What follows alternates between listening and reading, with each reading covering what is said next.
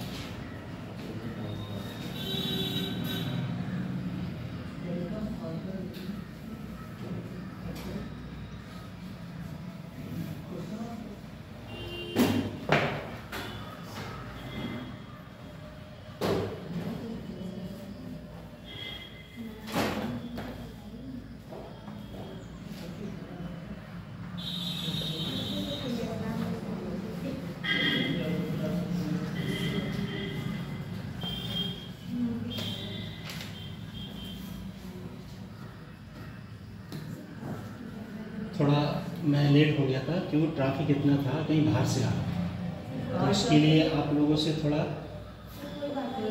ठीक है, क्योंकि अपनी सवारी हो, ठंड का मौसम है तो इसलिए दूर से आने में थोड़ा टाइम लग गया। और आज का टॉपिक है आप लोगों का सब्जेक्ट पढ़ाऊंगा मैं आप लोगों को समाजशास्त्र, ठीक है। समाजशास्त्र में आवाज़ आ रही है आप लोगों से?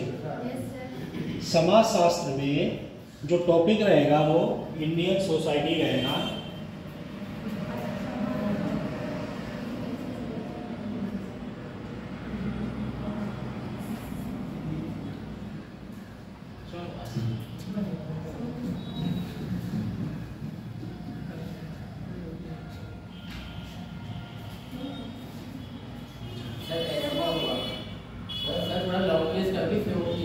अच्छा अच्छा, ऐसे ही रहता है।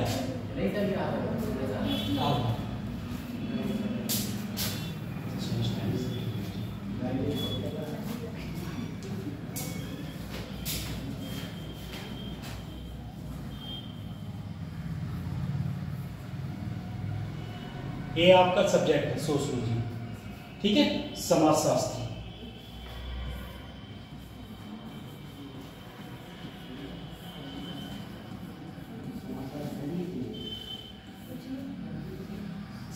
समाजशास्त्र में जो टॉपिक रहेगा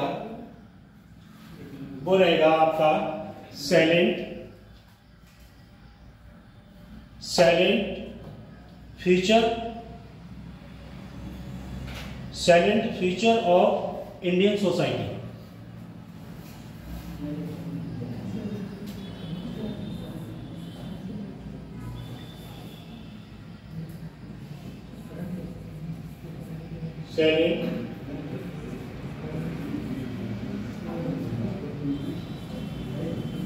फ्यूचर ऑफ इंडियन, सही डेफिनेशन क्या आ रहा है? नहीं टॉपिक है ये।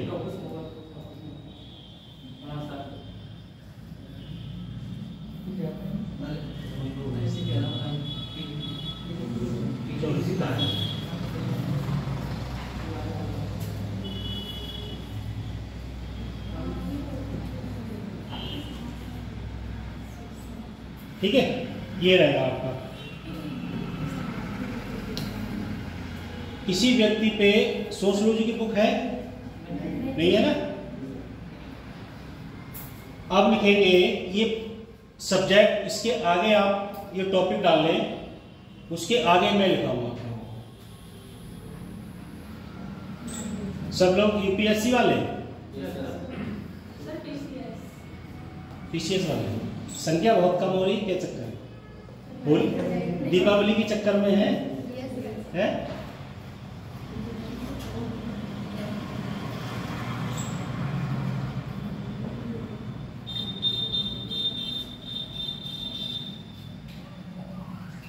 नोट कर लिया?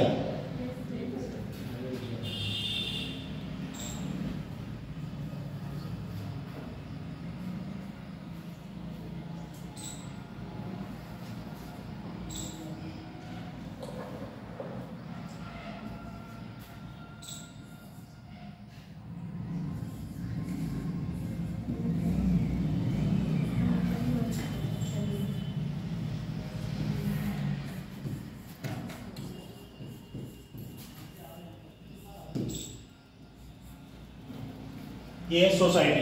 अब सोसाइटी में जो समाज है इसके बारे में विस्तार से आप लोग लिखेंगे, समझेंगे और पढ़ेंगे। इसके आगे लिखें समाजशास्त्र की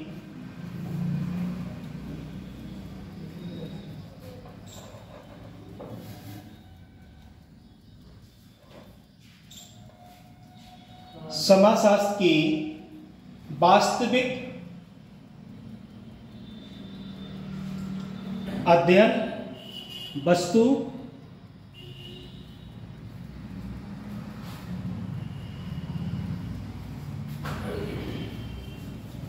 समाज एवं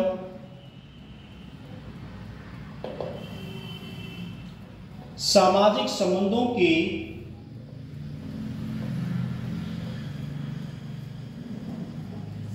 व्यवस्था है।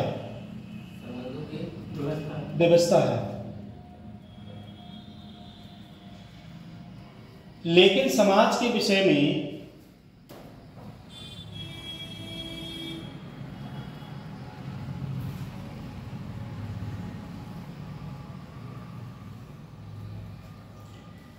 सामाजिक विज्ञान का दृष्टिकोण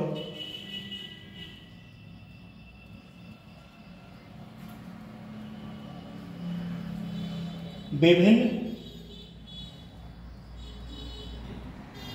भिन्न रहा है। भिन्न रहा है।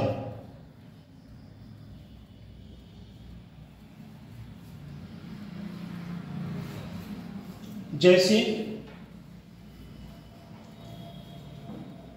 राजनीतिक शास्त्र में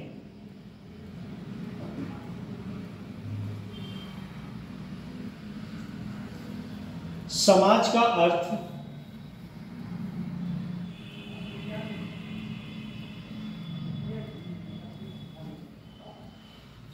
व्यक्तियों का समूह होता है,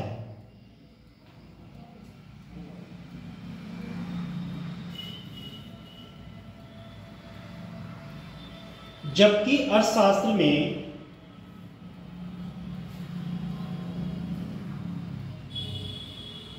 समाज आर्थिक क्रियाएं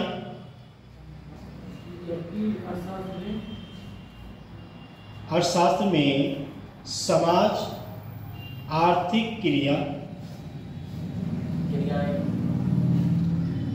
संपन्न करने वाले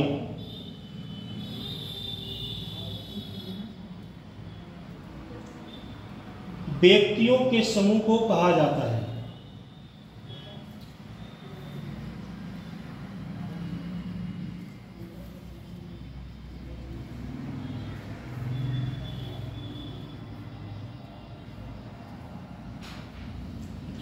मानव समाज में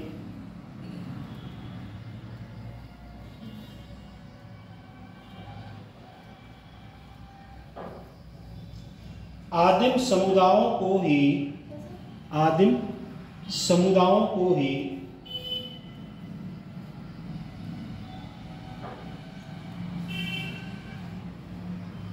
कहा जाता है।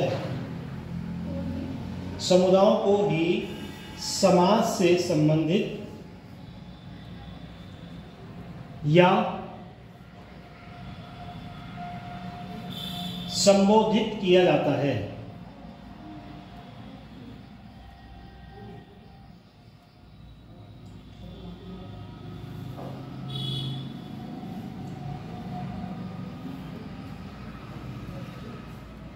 लेकिन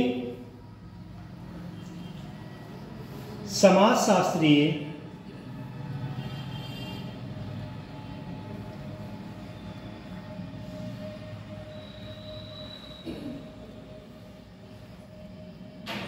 अर्थों में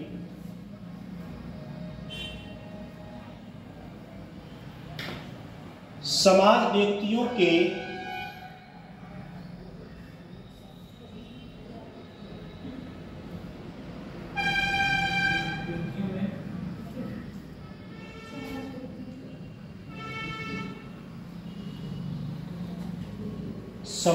व्यक्तियों के व्यवहार,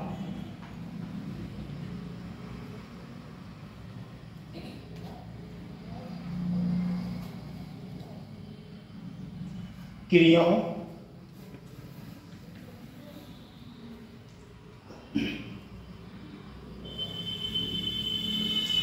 एवं सामाजिक संबंधों की व्यवस्था में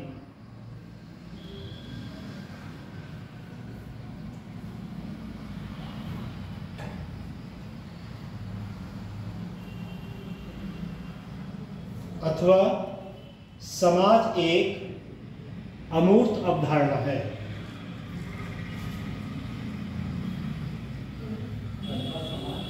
अमूर्त अवधारणा है।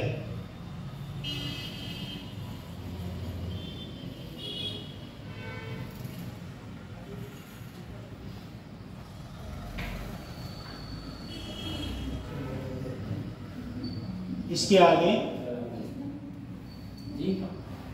समाज व्यक्तियों में ही नहीं,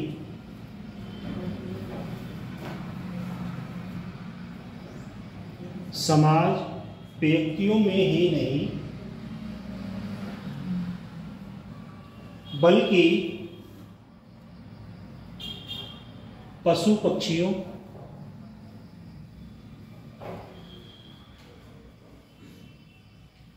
कीड़े मकोड़े,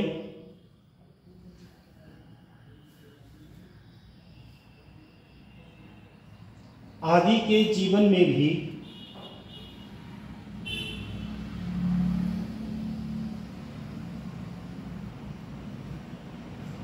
पाया जाता है।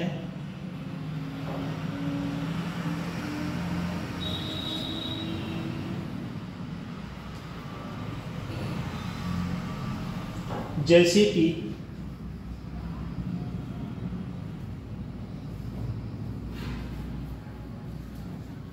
मैकइवर एवं पेज, मैकइवर एवं पेज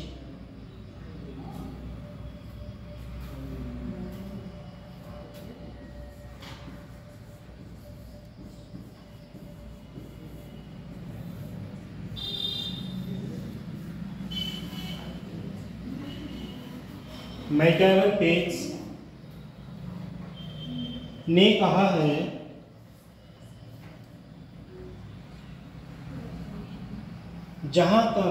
जहां कहीं भी जीवन है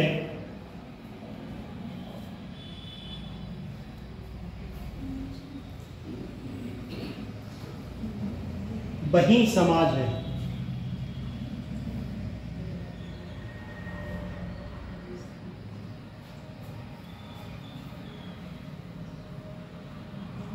नोट कर लिया आप लोगों से, किसी का छूटा तो नहीं है?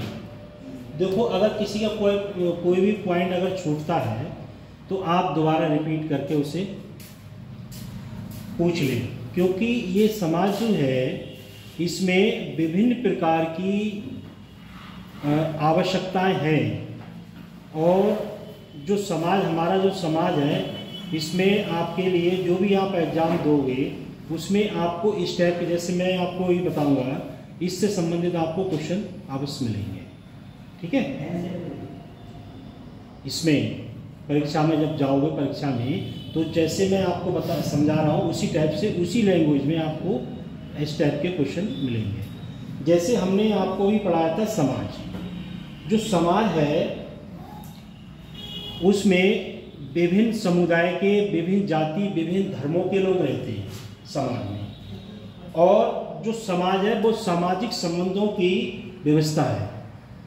जैसे इसमें आपके जो इस समय जो आप बैठे हुए हैं ग्रुप में, इसमें विभिन्न प्रकार के जाति के, धर्म के, समुदाय के लोग होंगे। अगर है कोई बच्चा किसी कास्ट का होगा, कोई बच्चा किसी कास्ट का होगा, कोई स्टूडेंट किसी जाति को बिलोंग करता होगा, कोई किसी जाति को करता होगा। ऐसे ही जो समाज है उसका संबंध जो है विभिन्न प्रकार की व्यवस्थाओं से है। जैसे कोई व्यक्ति समाज में रह के कोई कार्य करता है, कोई व्यक्ति किसी कास्ट का है, उसके कास्ट के अकॉर्डिंग कार्य है। उसके बाद सामाजिक विज्ञान का जो दृष्टिकोण है उसमें जैसे जैसे परिवर्तन आते गए, वैसे वैसे बदलाव आते गए, वैसे वैसे लोगों की जो विचारधारा है, आवश्यकता है, वैसे वैसे बदलते चले गए। जैसे मैं आपको एक एग्जाम्पल दे रहा हूँ। आप लोग जब किसी समय एक स्कूल में छोटे क्लास में NC PNC LKG में जब पढ़ते होंगे तो टीचर क्या करता होगा, टीचर आपके लिए ब्लैक बोर्ड पे, व्हाइट बोर्ड पे चौक से लिख के बताते होंगे।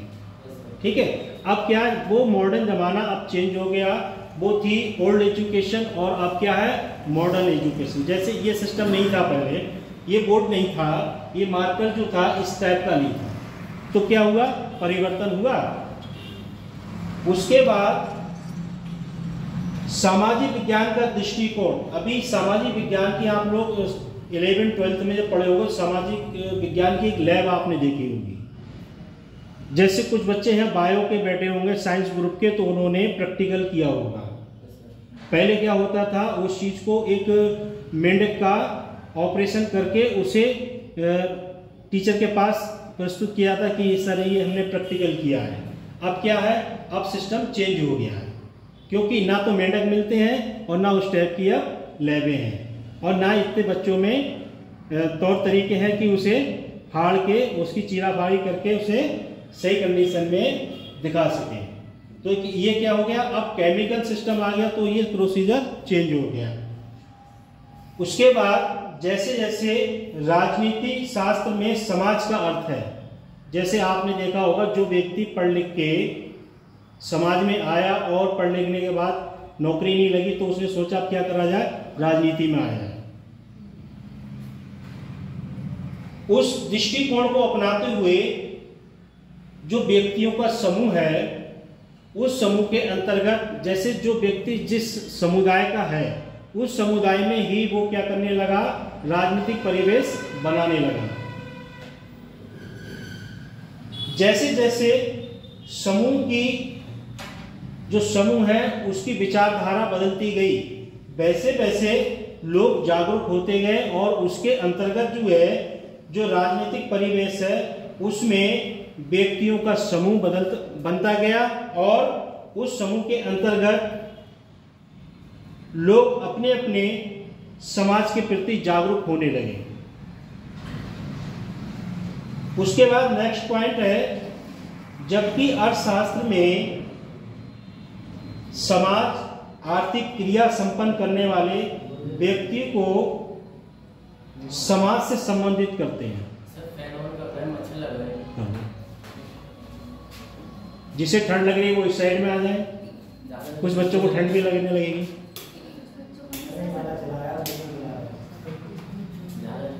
बच्चों को लगेगी ना, यहाँ सब ऐसा है ना।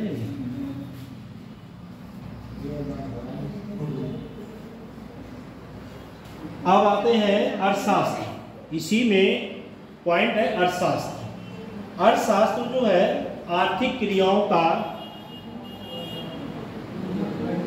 संपन्न करने वाले, जैसे आप लोग अभी एग्जाम की तैयारी कर रहे हैं और उसके बाद जब आप लोगों नंबर आ जाएगा, जब ट्रेनिंग सेंटर पर जब जाएंगे तो आपको हर सब्जेक्ट पढ़ाया जाएगा, क्योंकि जब आप अधिकारी बन जाएंगे तो आपको अधिकारी बनने के बाद ऐसा नहीं है कि आप वहाँ से यहाँ पीलीभीत में जो टीचरों ने आपके लिए ऑब्जर्व करा है उनसे पूछने आए कि सर ये सब्जेक्ट के बारे में बताइए।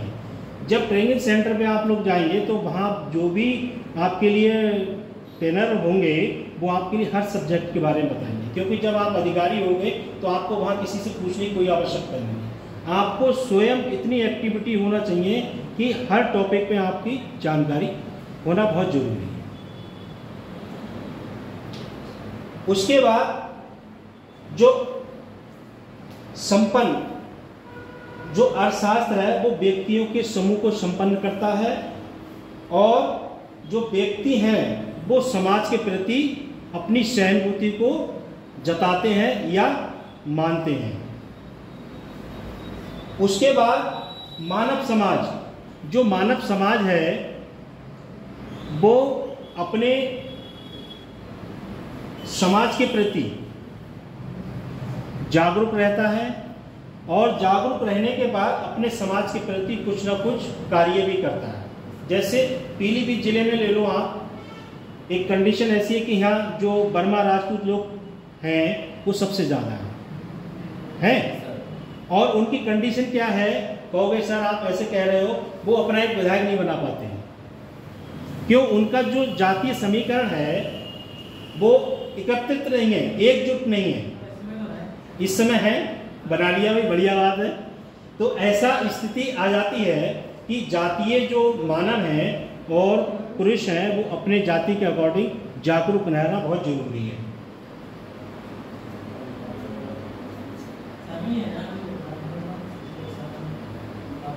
उसके बाद जो बेटा बात मत, जैसे ये तो समाज के बारे में, अब बात करते हैं पशु पक्षियों के बारे में। पशु पक्षियों में आपने देखा होगा जैसे मानव समाज है ऐसी पशु पक्षियों का समाज है। जैसे मैं आपको एक एग्जाम्पल दे रहा हूँ, मैंने इसमें पॉइंट लिखवाया आपके लिए कि कीड़े मकोड़े, चींटियाँ और पशु पक्षियाँ। जैसे पशु पक्षियों की बात करते हैं, जैसे आपने कौवा देखा होगा, कौवा एक आवाज़ निकाले मेरे कौवे इकट्ठे हो जाते हैं, ठीक। और जैसे आपने देखा होगा चींटियाँ होती हैं, एक चींटी अगर कहीं जाती है तो उसके पीछे पीछे अनेक चींटियाँ इकट्ठी हो जाती हैं। अब जैसे कोई कीड़ा मकोड़ा वो अचानक खत्म हो जाता है, कैसे होता है, तो चींटियाँ क्या करती हैं, एक चींटी अपनी उसको उसके पास जब जाती है तो उसकी चींटी की जो सुगंध होती है उस सुगंध के अंतर्गत दूसरी चींटियाँ भी इकट्ठी हो जाती हैं, फिर उस चीज़ को उठा के ले जाती हैं। तो जैसे चींटियों की एकता होती है, पशु पक्षियों की होती है, कीड़े मकोड़ों की होती है, उसी हिसाब से उनका भी एक समाज होता है। जैसे आपने बंदर देखा होगा, बंदर क्या है, एक बंदर आप अगर उसे टच करोगे, छेड़ोगे तो वो क्या करेगा, आवाज़ निकालेगा। जब आवाज़ निकालेगा उस आवाज़ से अनेक बंदर इकट्ठे हो जाएंगे, तो उनका भी एक समाज है। उसके बाद जो मैकाइवर है वो समाजशास्त्र के जनक माने जाते हैं, और मेन जनक है समाजशास्त्र के अगस्त्य के। मैकाइवर कहते हैं जो समाज है वो सामाजिक संबंधों का जाल है। इनका मेन कारण क्या है, जैसे हम लोग समाज में रहते हैं तो समाज में विभिन्न प्रकार के लोग रहते हैं, तो सब क्या करते हैं, मित्रता से रहते हैं। जैसे आप पीलीभीत में किसी कॉलोनी में चले जाओ या किसी ग्रामीण परिवेश में चले जाओ तो वहाँ लोग क्या करेंगे, सब आराम से प्रेम पूर्वक रहते हैं। जहाँ समाज है, जहाँ लोग निवास करते हैं, वहीं पर लोग जीवन व्यतीत करते हैं। जैसे आप लोग पहाड़ पे चले जाएं या कहीं हिल एरिया में चले जाएं तो एक झुग्गी या मकान यहाँ बना होगा, एक दूरी पे बना होगा। और आप किसी ग्रामीण क्षेत्र में चले जाएं तो जहाँ पूरा गांव निवास करता है, लोग बसे हुए हैं, वहीं पर लोग मकान अपना बना लेते हैं और वहीं लोग रहने लगते हैं।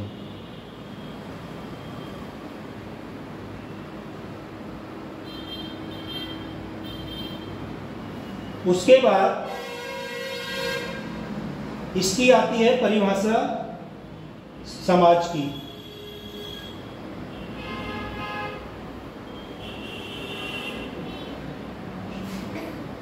समाज की परिभाषा, इसी में आप लिखेंगे समाज की परिभाषा। नेक्स्ट पॉइंट,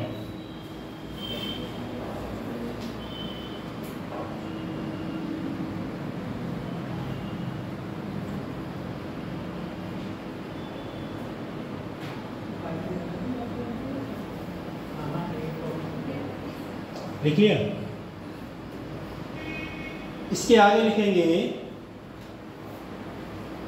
मैरिस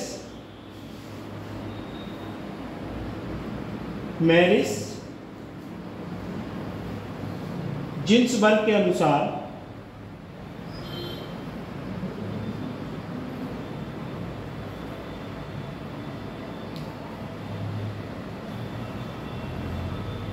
समाज ऐसे व्यक्तियों का संग्रह है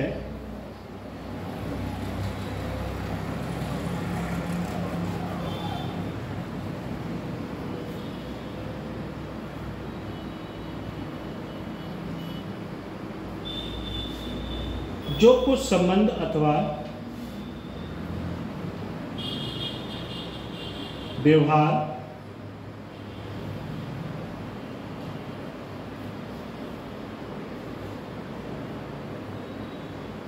की उन विधियों द्वारा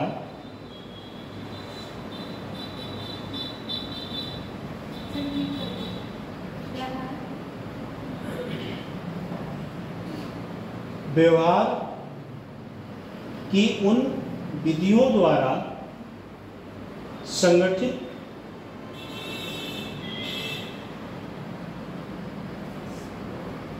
हैं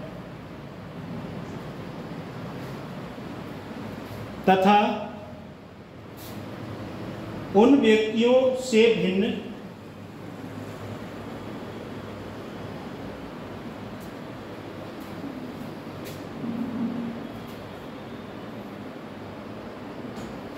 जो इस प्रकार के संबंधों द्वारा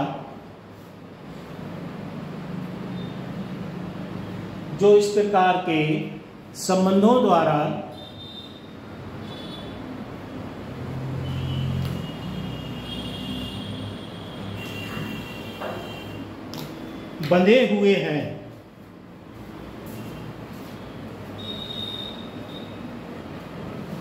जो इस प्रकार के संबंधों द्वारा बंधे हुए हैं और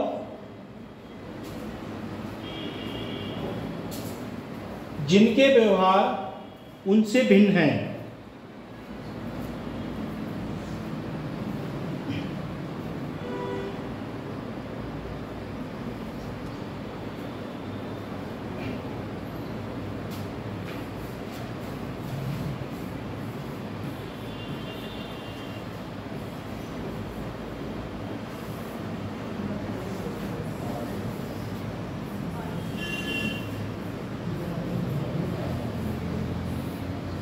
पार्सन्स के अनुसार नंबर 1 नंबर 2 करके लिखना।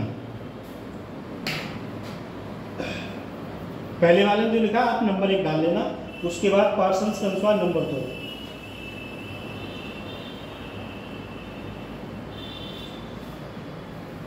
केवल वही संबंध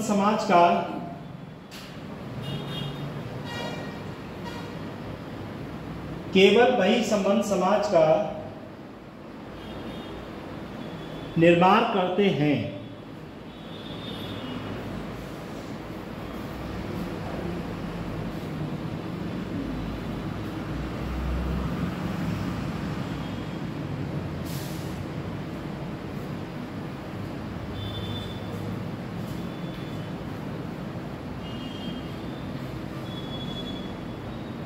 निर्माण करते हैं जो किसी क्रिया के परिणाम स्वरूप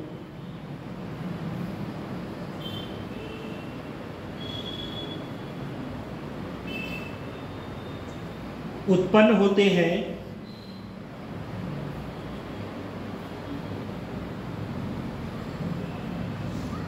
केवल अर्थपूर्ण क्रिया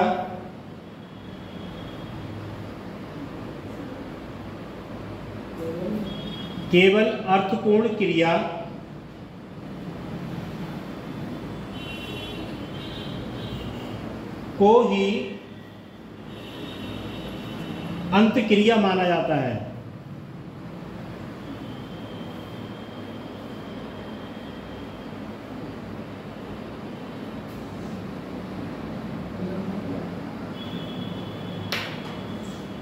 लिख लिया? आप लोग पहला अटेम्प्ट दे रहे हैं, दूसरा एक बार परीक्षा दे चुके हैं, किसी ने दिया? जैसे जो परीक्षा आप लोग देने जा रहे हैं, ये भी परीक्षा एक अपने आप में महत्व रखती है। और एक नीट परीक्षा होती है, जो नीट परीक्षा होती है जिससे लोग डॉक्टर बनते हैं और फिर डॉक्टर बनने के बाद पैसा कमाना चालू कर देते हैं। ऐसे ही हम लोगों ने जो मैं आप लोगों को पढ़ा रहा हूँ समाजशास्त्र, ये भी परीक्षा पूरे भारत में एक ही बार होती है 6 महीने के अंतर्गत। मैंने भी ये नेट परीक्षा क्रॉस की, तब तक आप लोगों के समक्ष आया हूँ। नेट परीक्षा समझते हैं? नेट परीक्षा भी अपने आप में महत्व रखती है। जैसे आप लोगों ने परीक्षा क्रॉस की है, ऐसी नेट परीक्षा भी अपने आप में एक महत्व रखती है। वो भी एक ऑल इंडिया टेस्ट होता है, उसको जो क्रॉस कर पाता है वही यहाँ खड़ा हो पाएगा। समाजशास्त्र तो ये अपने आप में परीक्षा का अलग महत्व होता है। और जो एक बार अधिकारी बन जाए फिर उसके बाद 60 साल तक उसकी क्या होती है? जय जयकार होती है।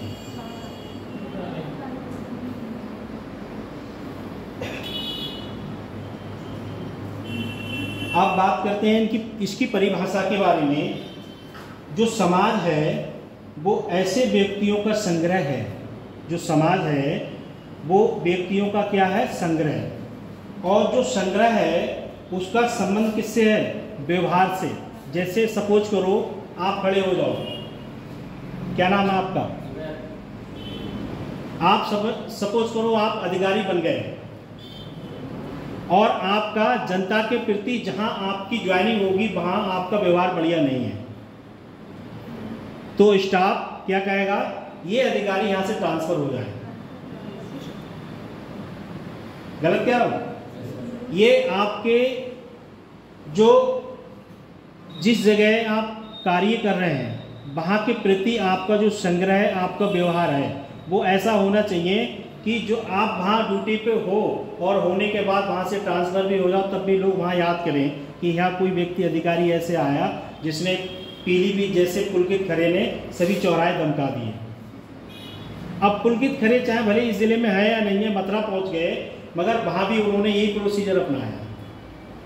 क्योंकि जब किसी पोस्ट पे हो और आप किसी अच्छी नीति को अपना रहे हैं तो आपको लोग याद करेंगे। उसके बाद जो विधियां हैं संगठित हैं, उनके उन व्यक्तियों के प्रति आपकी मनोवृत्तियां, आपकी नीति अच्छी होना चाहिए। जैसे मैं आपको एक उदाहरण दे रहा हूं, जैसे आप जिस जगह रहते हैं और आप पड़ोसी के साथ व्यवहार अच्छा कर रहे हैं और पड़ोसी आपके साथ व्यवहार अच्छा नहीं कर रहा है, तो उसकी जो नीति है वो सही नहीं है और आपकी नीति सही है। इससे भी फर्क पड़ता है, क्योंकि जैसे आप समाज में रहेंगे उसी समाज को आप ऑब्जर्व करेंगे। तभी तो लोग, आपने देखा होगा जो ग्रामीण क्षेत्र में लोग हैं, सही कंडीशन है, वो शहर में आके बस जाते हैं। इसलिए बस जाते हैं कि जो ग्रामीण क्षेत्र उसमें ज़्यादातर माहौल वैसा ही रहता है ग्रामीण जैसा, और जो शहर में आके बस जाता है वो बच्चों को अच्छे से पढ़ा लिखा लेता है और अच्छी तरक्की कर जाता है, भले ही वो गांव का रहने वाला है। जो शहर है वो भी गांव से ही बसा है। आज भी भारत की जो जनसंख्या है वो 70% ग्रामीण क्षेत्र में रहती है, 30% ही शहरी क्षेत्र में रहती है। अगर 70% वाली जो जनसंख्या है वो ग्रामीण क्षेत्र में आ जाए, ग्रामीण क्षेत्र वाली जो शहरी क्षेत्र में आ जाए, तो यह पीलीभीत में जगह रहेगी रहने के लिए? नहीं रहेगी। मगर जो कृषि का परिवेश है वो कैसा होगा? उसमें बदलाव आ जाएगा, क्योंकि सबको नौकरी चाहिए और सब लोग अगर, तो कृषि कौन करेगा भाई? हम और आप कृषि से उत्पादन जो साधन है वो कैसे प्राप्त करेंगे? कर पाएंगे? नहीं कर पाएंगे। इसलिए व्यवहार जो है सब संबंधों से परे होना चाहिए, यानी कि अच्छा होना चाहिए। और आपका व्यवहार जो है ऐसा होना चाहिए, आप कहीं भी जाओ तो लोग आपको व्यवहार के प्रति, एक मानवता के प्रति याद करें। पर्सन्स कहते हैं कि केवल वही संबंध समाज का निर्माण करता है। जो संबंध है वो समाज का निर्माण करता है और उससे ही व्यक्ति आगे बढ़ता है। सपोज करो, ये क्या नाम है आपका? खड़ी हो जाओ।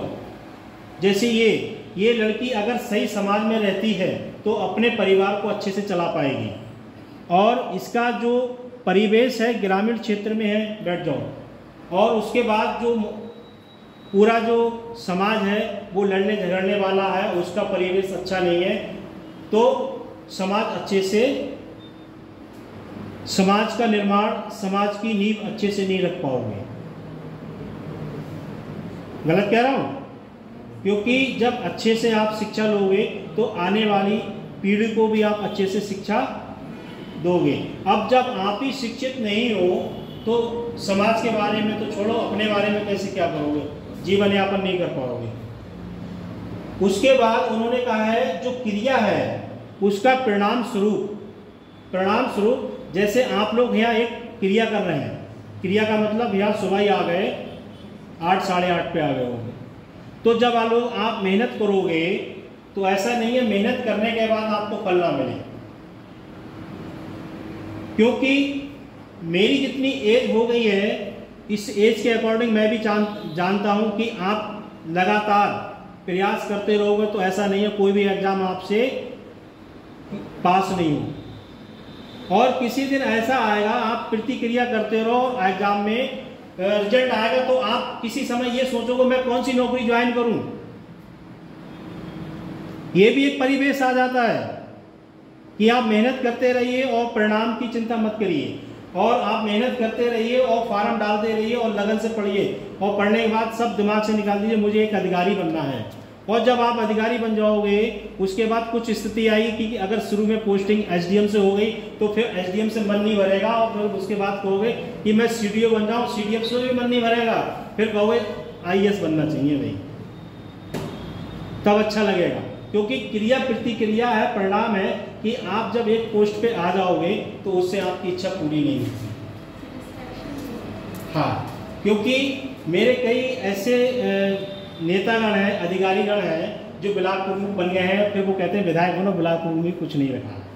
एक मित्र है एसडीएम बन गया, बोले एसडीएम में कुछ नहीं रखा है, अब डीएम बनने में फायदा है, पूरे जिला मेरे पीछे घूमेगा। तो ऐसी भी क्रिया की उन्हें, परिणाम आया और आईएएस अधिकारी बन गए। तो व्यक्ति से कोई चीज ऐसी है कि व्यक्ति उस चीज को नहीं पा पाया। आप सपोज करो एरोप्लेन किसी व्यक्ति ने उड़ने वाला बना दिया, और जब क्या ऊपर उड़ेगा तो ऊपरी थोड़ी उड़ता रहेगा, उससे नीचे उतारने की भी विधि बनाई, क्योंकि अगर ऊपर उड़ता रहेगा और उसमें ऑयल खत्म हो गया तो फिर तो नीचे गिरेगा। इसलिए विधि को उन्होंने कहा कि जब ऊपर उड़ेगा फिर उसे नीचे गिराने वाली विधि भी। ऐसी व्यक्ति से कोई भी क्रिया या परिणाम या कोई भी परीक्षा ऐसी नहीं है जो व्यक्ति अगर मनोबल बना के रखता है तो उससे क्रास ना हो। क्योंकि जो व्यक्ति परीक्षा की तैयारी करता है, एक बार अगर नहीं निकला, दोबारा नहीं निकला, तो व्यक्ति कहता है मैंने 5-10 साल गुजार दिए, अब इतना समय नहीं है। तो ऐसा नहीं है कि आप समय गुजारा तो उसका आपको परिणाम नहीं मिले, क्योंकि शिक्षा एक ऐसी है कि जिसकी इस व्यक्ति को इसकी नॉलेज हो जाती है तो वो नॉलेज से कहीं भी किसी प्रकार की नौकरी पा सकता है। जो यूपीएससी की तैयारी कर रहे थे, पीसीएससी कर रहे थे, वो बच्चों ने कोई नौकरी नहीं मिल पाई तो लेखपाली बन गए, कुछ नहीं मिला तो खंड शिक्षा अधिकारी बन गए। क्यों? उन्होंने जो प्रतिक्रिया उसका परिणाम पाने के लिए लगातार कंटिन्यू लगे रहे। ऐसा नहीं है कि पढ़ते पढ़ते आई साइट कम हो गई, चश्मा लगाने लगा, उन्हें छोड़ो अब कुछ नहीं करना है, आई साइट कम हो गई अब कुछ दिखाई नहीं देता है। तो दिखाई तो तभी भी देगा जब हौसला अगर बुलंद है और व्यक्ति मेहनत करता रहता है, तो ऐसा नहीं है उसके लिए मंजिल ना मिले। इसमें से जो बच्चे बैठे हुए उनके अपने माँ बाप से पूछना कि आपने अपने समय में कितनी मेहनत की। कुछ बच्चों के यहाँ पिताजी भी या मम्मी भी कोई अधिकारी होगा, कोई टीचर होगा, है कोई किसी के माँ बाप क्या है, पापा हैं, क्या है, प्रिंसिपल है। प्रिंसिपल की पोस्ट पाने के लिए बहुत मेहनत करना पड़ती है, और घंटी दबाते होंगे सब चपरासी। जी सर बताइए किस कॉलेज में?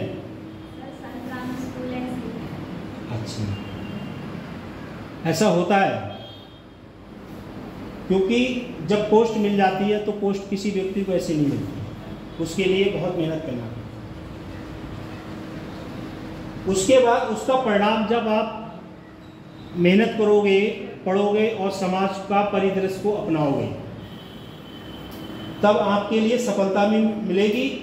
और उसके बाद जो क्रिया है वो अर्थपूर्ण तभी मानी जाएगी जब आप अपनी मंजिल तक पहुंच जाओगे।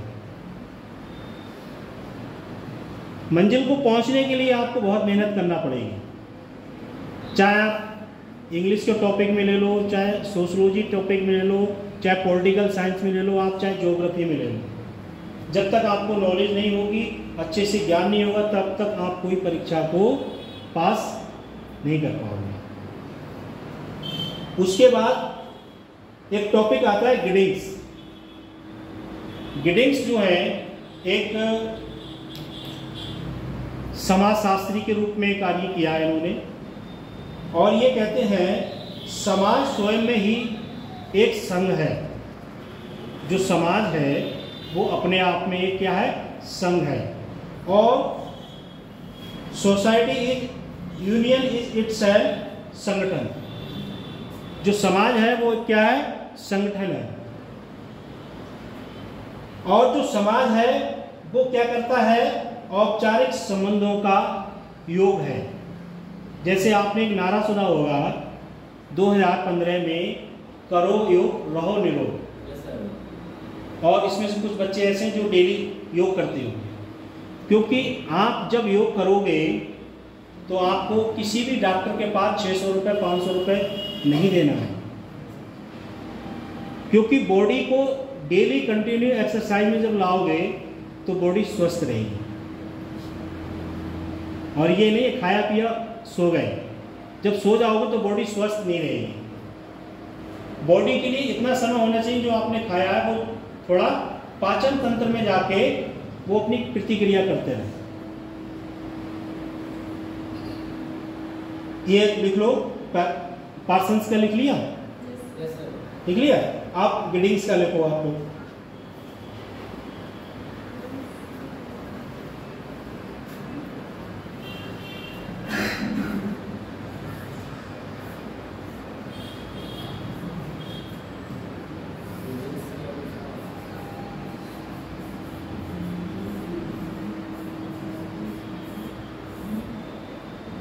गिडिंग्स के अनुसार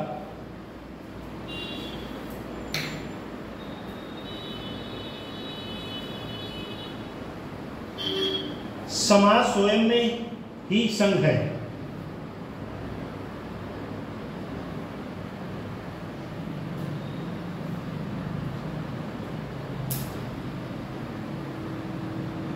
society is an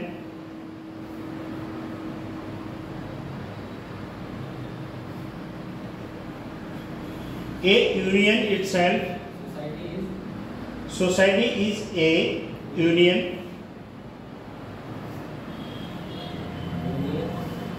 is itself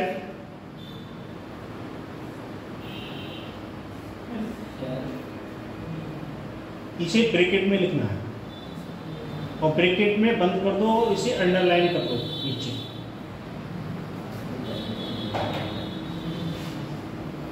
इसके आगे लिखो संगठन है।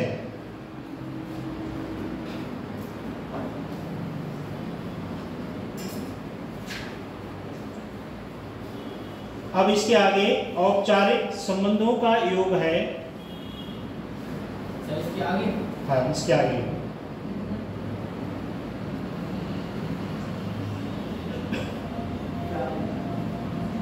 योग है जिसमें सहयोग देने वाले व्यक्ति सहयोग देने वाले व्यक्ति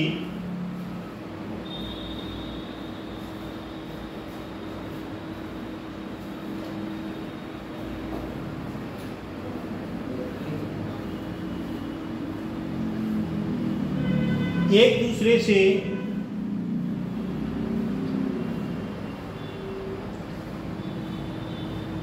जुड़े हुए या संबंध है, या संबंध है।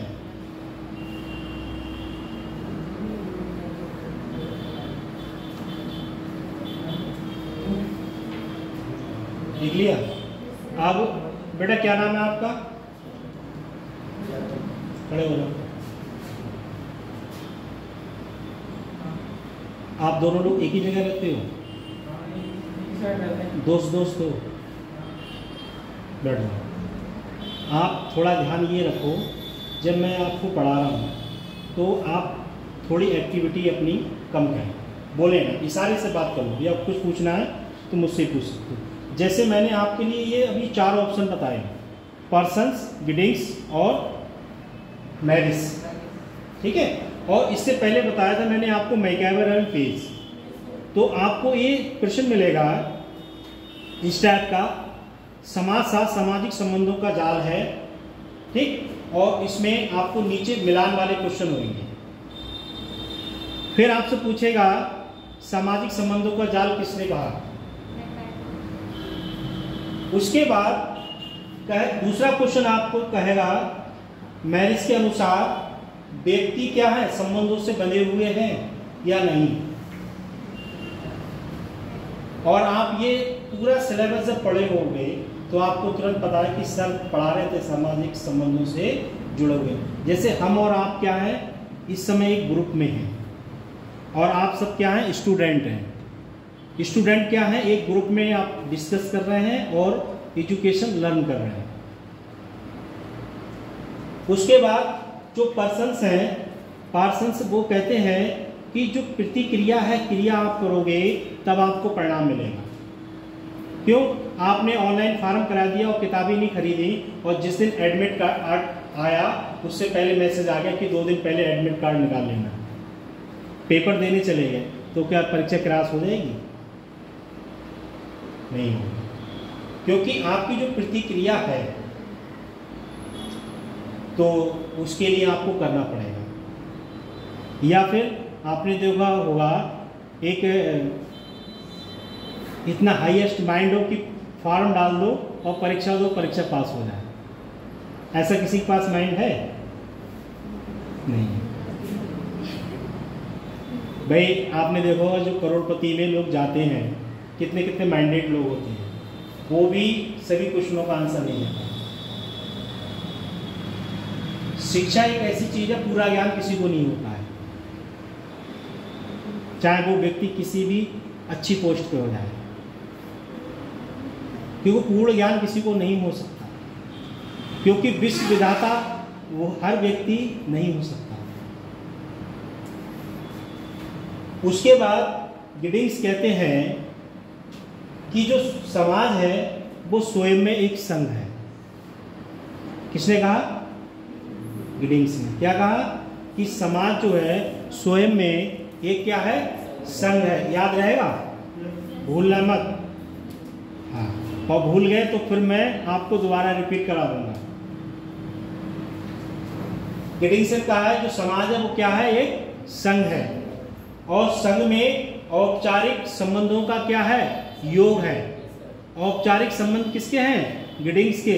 और उन्हें क्या कहा है कि जो औपचारिक संबंध है वो समाज के योग हैं। योग का मतलब, जैसे आप सपोज करो किसी समाज में रहते हो, ठीक है, और आपके कुछ जो रिश्तेदार होंगे वो समकक्ष आपके लेवल के होंगे। लेवल का मतलब कोई व्यक्ति की जो आपकी 1 करोड़ संपत्ति, उसकी कोई 50, 60, 70 लाख होगी, तो वो क्या आपके समकक्ष लेवल में है। या जैसे आपके पास जो किसी योग भूमि है वो आपके पास 10 बीघा है, और जो रिश्तेदार है उनके पास 8 बीघा या 9 बीघा है, वो क्या है, आपके समकक्ष लेवल में है। जैसे सपोज करो आप जो व्हाइट यूनिफॉर्म पहने हो और पड़ोस वाले भी आपके यूनिफॉर्म पहने हैं, तो सपोज करो कि आपकी अगर 200 रुपये मीटर वाली शर्ट होगी और इनकी 150 पौने 200 होगी, तो वो किस में आएगी, समकक्ष में आएगी, कि लेवल में औसतन यही है। उसके बाद जो सहयोग देने वाले व्यक्ति हैं वो एक दूसरे के साथ जुड़े रहते हैं और उनके परस्पर संबंध बने रहते हैं। सपोज करो कि जैसे आप जिस जगह रहते हो, जिस मोहल्ले में या गांव में रहते हो, और पड़ोस में किसी को कोई परेशानी आ जाए या कोई आपत्ति आ जाए मोहल्ले में, और आप सहयोग नहीं कर पा रहे हो, तो जब कल को आपको कोई आपत्ति परेशानी आएगी तो आपको भी कोई सहयोग नहीं करेगा। करेगा? नहीं करेगा ना? क्यों? जब किसी पे अगर विपत्ति है और आप सहयोग नहीं कर रहे हो तो आपकी भी कोई सहयोग नहीं करेगा। जैसे एक मैं आपको एग्जाम्पल दे रहा हूँ, सपोज करो आपका कोई ऐसा कोई व्यक्ति या मिलने वाला रिश्तेदार अस्पताल में एडमिट है और सब रिश्तेदार अगर देख के उसे आ जाते हैं और आप नहीं जाओगे, तो क्या कहेंगे सब लोग? आए तक नहीं। क्यों नहीं आए? सबसे मेन टॉपिक रहेगा वो पैसे वाले में, पैसे का बहुत घमंड है। तो पैसे का महत्व नहीं जाता है, क्योंकि जिस हम समाज में, परिवेश में, संबंधों में जुड़े हैं, तो हमें ये महत्व होना चाहिए कि अगर कोई व्यक्ति अस्पताल में एडमिट है तो उठा के कोई नहीं बैठा देता है, बस इतनी मदद कर देता है, उसे थोड़े बहुत हेल्प कर देता है, और उठा के बैठाता कौन है? डॉक्टर। डॉक्टर उसका ट्रीटमेंट अच्छे से करेगा तभी तो व्यक्ति सही होगा। तो ये क्या, एक हमारे जो समाज है उसके क्या है, संबंध है, और इस संबंध को बनाए रखना हर किसी की बस की नहीं है किसी की बस की, मगर इसके लिए भी आपको टाइम निकालना पड़ेगा, क्योंकि जो समाज की प्रतिक्रिया है वो आप कैसे सीखोगे, क्योंकि फिर कुछ समय के बाद आपको समाज में रहना है और अपना परिवार आगे बढ़ाना है, परिवार से जुड़े रहोगे तभी तो नियम परंपराएं कुछ सीखोगे। जब समाज से जुड़े नहीं रहोगे, अलग रहोगे, तो फिर आपको नियम परंपराएं और जो समाज है, सोसाइटी है, इसके संबंधों को, इसके रीति रिवाजों को, कार्य प्रणाली को कैसे समझोगे।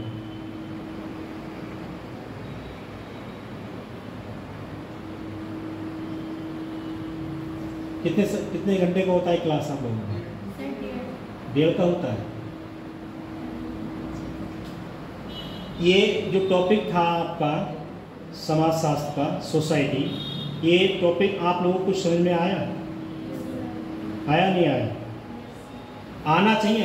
ये नहीं कि सर पढ़ा रहे हैं और हमारे समझ में आए, मेरे पढ़ाने से आपका भला हो जाए, किसी दिन अधिकारी बन जाओगे तो जब मुझे देखोगे तो ये कहोगे ये भी सर पढ़ाते थे हम।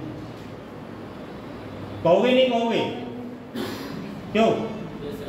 क्योंकि प्रॉपर किसी एक व्यक्ति का आपको आगे बढ़ाने का लक्ष्य नहीं होता है, आपको सब लोग मिलकर जब बढ़ाएंगे तब आपका लक्ष्य पूरा होगा। ऐसा नहीं है कि एक टीचर आपको सोशियोलॉजी पढ़ा रहा है, उसी टीचर के पढ़ाने से आप कामयाब हो जाओ। आपको सब सब्जेक्ट पढ़ना पड़ेंगे और सब सब्जेक्टों का प्रॉपर ज्ञान होना चाहिए। कितना समय हो गया क्लास को चलते चलते हैं?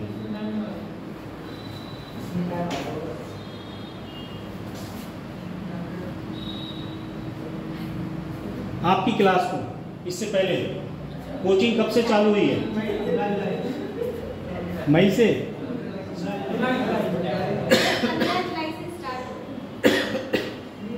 मैं एक बार आया था आप लोगों की डेमो देने के लिए, है पता? डेमो देने आया था तो मैंने आप लोगों को टॉपिक पढ़ाया था, बेटा बात नहीं करो।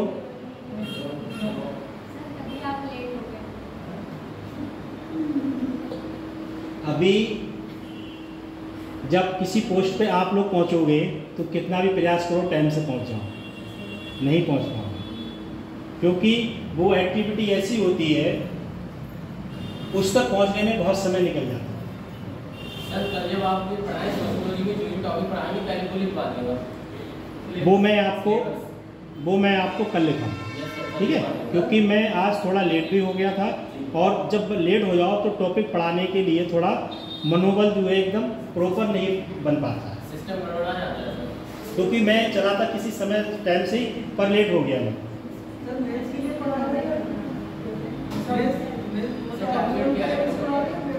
देखो बेटा ऐसा है, मैं आपको नहीं बता रहा हूँ।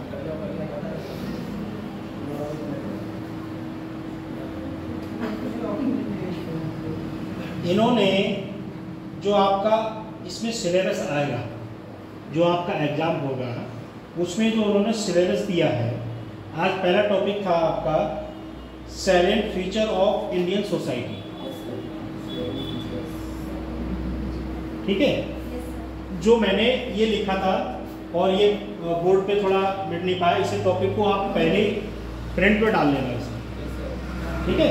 क्योंकि इसमें समाज से क्वेश्चन आपसे पूछेगा।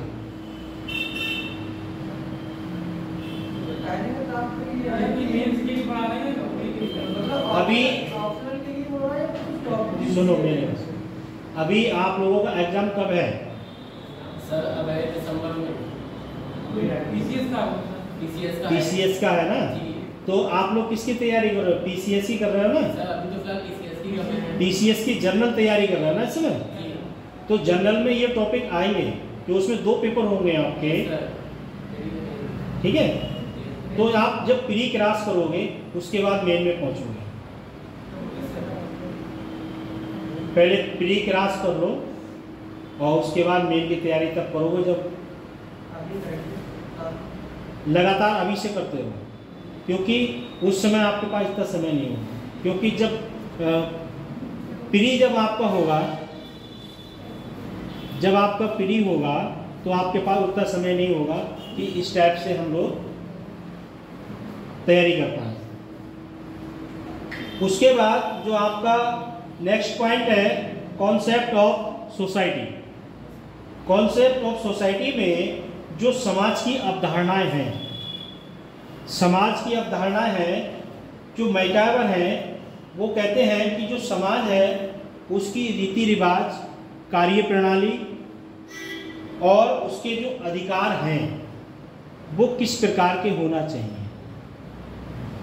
जिससे परंपराएं, सहायता और अनेक प्रकार के समूह तथा विभागों में कार्य जो अधिकारी हैं, कर्मचारी हैं, उनका व्यवहार कैसा होना चाहिए। जैसे मैंने आपको शुरू में बताया था कि आपका जो व्यवहार है वो ऐसा होना चाहिए कि कोई भी व्यक्ति आपके ऊपर इस टाइप से कोई उंगली ना उठाए कि आपका व्यवहार अच्छा नहीं है। और जो समाज की रीतियां हैं वो रीतियां ऐसे होना चाहिए कि जैसे समाज, जो समाज में लोग रहते हैं उसके अकॉर्डिंग आपको उसी परिवेश को अपनाना पड़ेगा। उसके बाद जो कार्य प्रणाली है उसका महत्व ऐसा होना चाहिए, कार्य प्रणाली का, कि उस कार्य से ऐसा मत सोचो कि आपका भला हो और जो लोग समाज में हैं उनका घाटा हो। कार्य प्रणाली ऐसी भी नहीं होना चाहिए। जैसे मैं आपको एक एग्जाम्पल दे रहा हूँ, हमारे देश में आयुष्मान भारत योजना चली और उस योजना में सभी लोगों को भला है। उसमें निकल क्या, एक योजना में क्या मोदी जी के चलाई योजना है, उसमें क्या मोदी जी का भलाई है? मोदी जी को तो अगर फीवर आ जाएगा तो सबसे बड़े अस्पताल में चले जाएंगे, पर उनसे जो नीचे लेवल की जो लोग हैं उनके पास अगर पैसे नहीं है तो वो बेचारे कहाँ जाएंगे? वो कहाँ जाएंगे? वो छोटे लेवल पे जाएंगे। पर उनके पास जो आयुष्मान कार्ड योजना है उस योजना के अंतर्गत आम जनता, आम समाज का भला होगा। तो ऐसी कार्य प्रणाली से क्या अब वो योजना जो है क्या उत्तर प्रदेश में थोड़ी है, उस योजना में पूरे भारत में इस योजना को लागू किया गया है। पूरे भारत में इस योजना को लागू किया गया है, जिससे जो समाज है, जो हमारे देश की जनता है, क्योंकि इस समय जो एक वो आई थी महामारी कोविड से पूरे देश की अर्थव्यवस्था और जो लोग हैं उनका जो जीवन यापन करने का स्तर है वो थोड़ा गड़बड़ हो गया। क्योंकि इसमें ऐसी स्थिति थी कि कोई भी व्यक्ति, अगर कोई किसी को पता लगी कोरोना की शिकायत है तो पड़ोसी क्या, मोहल्ले वाले, घर वाले भी हाथ नहीं लगा रहे थे। क्यों नहीं लगा रहे? क्योंकि हर व्यक्ति को अपना जीवन शैली क्या है, प्रिय है। इसलिए ऐसी योजना उन्होंने कार्य प्रणाली होना चाहिए कि जिससे पूरे जो देश के लोग हैं अब उससे जाति धर्म को या किसी एक समुदाय को फायदा नहीं पहुंच सकता। क्योंकि जब केंद्र से कोई भी योजना लागू होती है वो पूरे भारत में लागू होती है।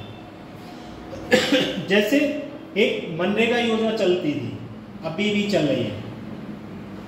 उस योजना में केंद्र सरकार ने जो कार्य प्रणाली है उस योजना को ग्रामीण क्षेत्र तक पहुंचाया और पहुंचाने के बाद हर व्यक्ति जो उस योजना में जुड़ेगा, कार्य करेगा, उसको पैसा मिलेगा। और जो व्यक्ति जुड़ा नहीं है, कार्य नहीं कर रहा है, तो उसे कैसे मिलेगा पैसा? तो कार्य प्रणाली ऐसी होना चाहिए कि उस योजना के अंतर्गत सबका भला होना चाहिए। ये अपने राज्य की बात नहीं, सभी राज्यों की, केंद्र शासित राज्य हैं उनकी भी, और जो देश में अन्य राज्य हैं उनके लिए भी। अब जैसे कुछ राज्य ऐसे हैं जिसमें जो कार्य प्रणाली है और जो रीति रिवाज हैं कुछ यहाँ से चेंज है। जैसे आप चले जाओ लद्दाख, चले जाओ जम्मू कश्मीर, चले जाओ पंजाब, चले जाओ हिमाचल में जाओ, तो वहाँ की जो सिस्टम है, कार्य प्रणाली है, कुछ योजना राज्य स्तर की है, कुछ योजना जो है पूरे भारत में चल रही है, और कुछ योजना जो है अपने अपने राज्य में लागू है। उसके बाद जो समूह हैं और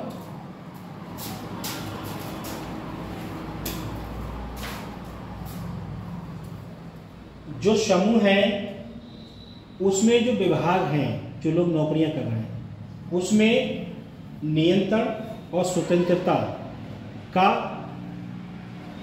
एक व्यवस्था है। जैसे आपने देखा होगा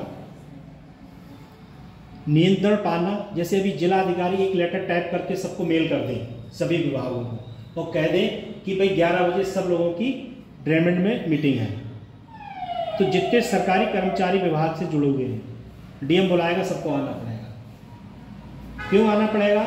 कि वो पूरे देश की कार्य व्यवस्था देख रहा है, वो पूरे देश को कमांड कर रहा है, और उसमें जो व्यक्ति नहीं आता है तो उसको एक आदेश जारी होगा, आप जवाब दीजिए कि आप मीटिंग में क्यों नहीं आए। अब वो अपना रीजन लिख के देगा, और रीजन के साथ साथ दूसरा फार्मूला भी अपनाएगा, थोड़ी सोर्स सिफारिश भी अपनाएगा, और थोड़ी धन लक्ष्मी का भी प्रयोग करेगा कि डीएम साहब से कैसी हमारा समाधान होगा। तो ये व्यवस्था किस पे? जिला पे। अब ये जिला से जाती है प्रदेश लेवल, और प्रदेश से केंद्र में। उसमें जो परिवर्तनशील जटिल व्यवस्था है, इसको प्राप्त करने के लिए और समझने के लिए एक सिस्टम को लागू करना पड़ता है। सर, जो कोई एक दिन का वेतन काट लेते हैं वो कहाँ जाता है? वो सरकार के पास ही रहता है, क्योंकि जैसे आप नौकरी कर रहे हैं और एकदम चेक इन हो गई और आप नहीं पाए गए, तो आपकी एब्सेंट या एक दिन का वेतन आपका काट लिया जाएगा, और जब काट लिया जाएगा तो आपको एक हिसाब से, एक प्रकार से एक संकेत दिया गया है कि आप अगर नहीं आ रहे हैं तो आप पहले ऑनलाइन छुट्टी लीजिए, या अपने स्टाफ में जो उच्च अधिकारी हैं उनसे अनुमति लीजिए, और नहीं आओगे तो क्या होगा, उसमें आपका वेतन काट लिया जाएगा, या कोई उच्च अधिकारी आ गया तो आपको सस्पेंड भी कर सकता है, या आपके खिलाफ कोई कार्रवाई भी कर सकता है। वो उस विभाग का, उस लेवल का जो अधिकारी होगा, उसको जो अच्छा लगेगा उसमें वो कार्य करेगा। ये स्थिति होती है।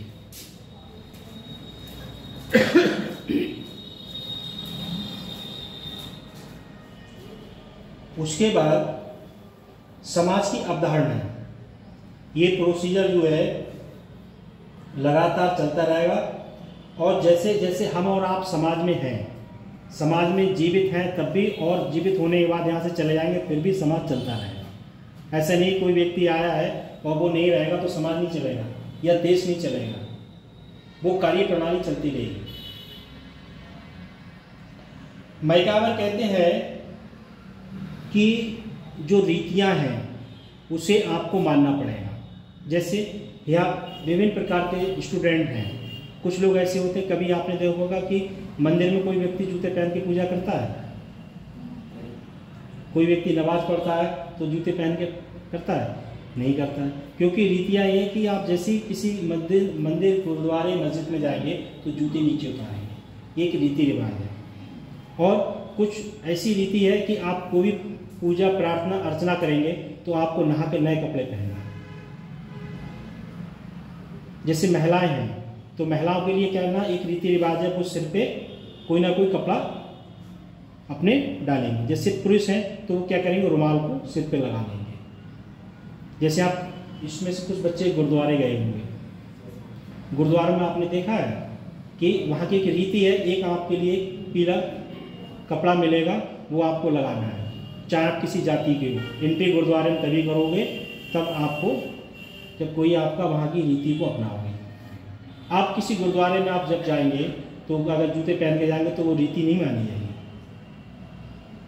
आप ही अगर इसी क्लास में हो और टीचर आपको पढ़ा रहा है और आप क्या कर रहे हैं, ईयरफोन लगा के गाने सुन रहे हैं, तो आप उस रीति को नहीं मान रहे।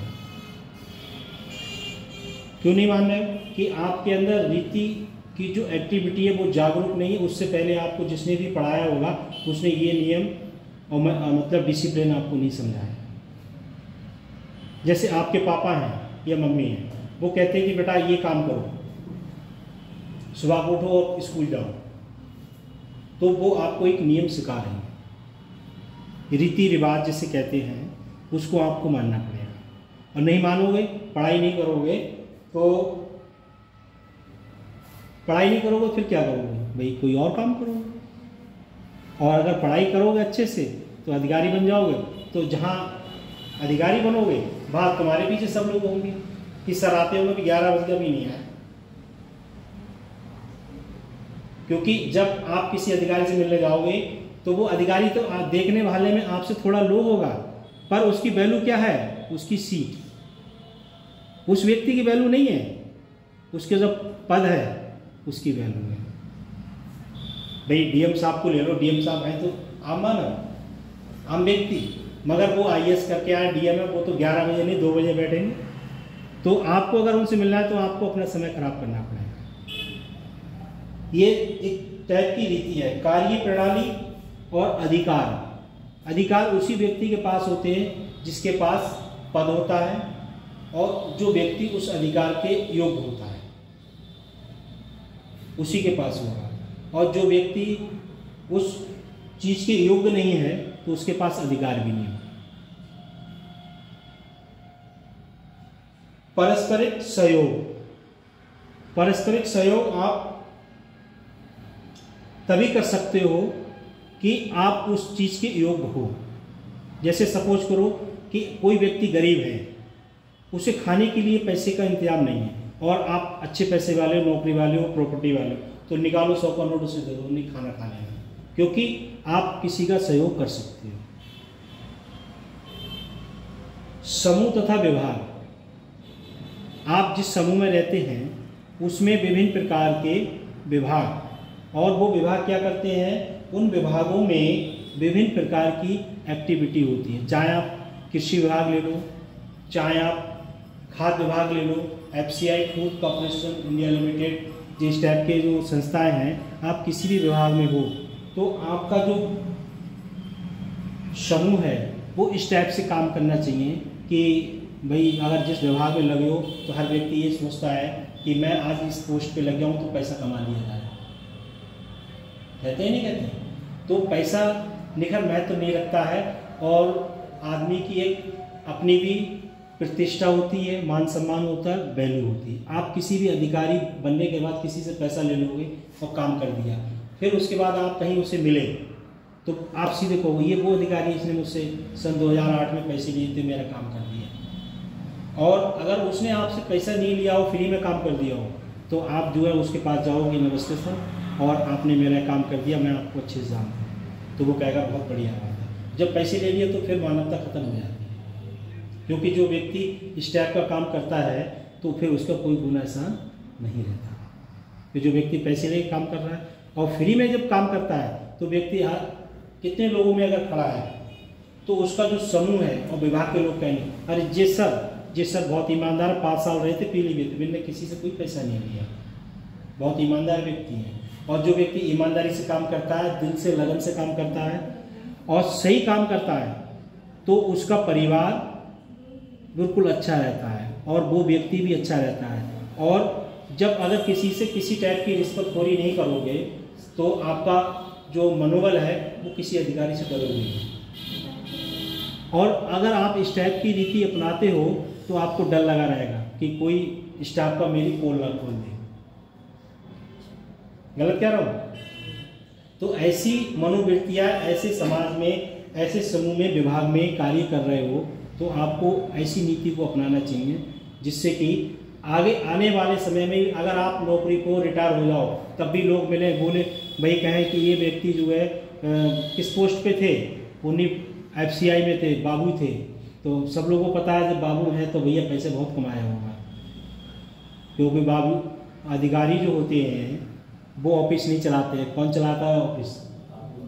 बाबू लोग चलाते हैं। वो तो केवल जाते हैं साहब यहाँ साइन होना है बस।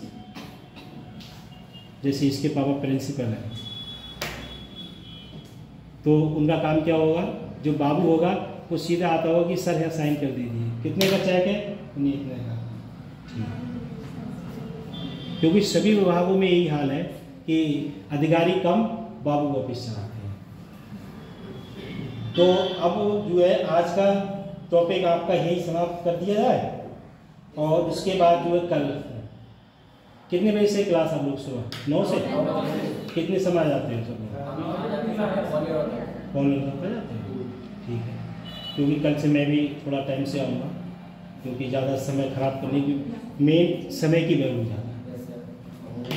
ठीक है, तो अब किसका क्लास है?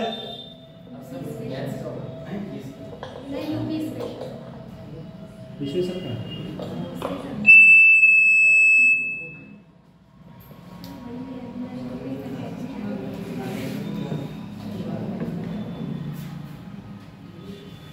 हो गया टाइम, चल रहा है अभी।